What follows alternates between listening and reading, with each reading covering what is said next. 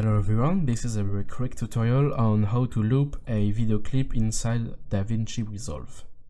So here I have my original clip, it's barely 13 frames, half a second-ish, and what I want to have is a strip like this which contains my original clip but looped like this, and I can just move it around. I can of course trim it. So how to do that? Simple.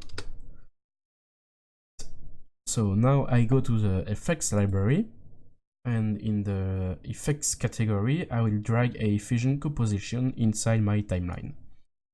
This will be my looped clip, kind of. So now that I have this, I will just put my playhead on the clip and I will go into fusion mode. So here I will put that on the side and I will pick up my original clip here. I will plug it into the out. Oops. And then in the clip options right here, I will check the loop option. Now if I go back into my timeline, I can see I have my looped bird. But that's not all. You have to understand that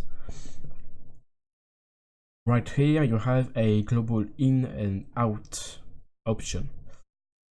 They are basically your duration of your loop, and by default it will just pick up the start frame of your clip and the end frame of your clip, which are 0 and 124.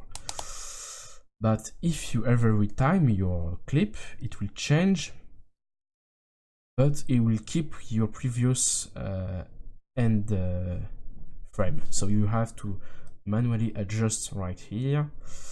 And also, from my personal experience, if you ever put the in point below 0, like -1 when minus whatever, it will sometimes bug and just stop the loop or even stop completely the playback of the clip.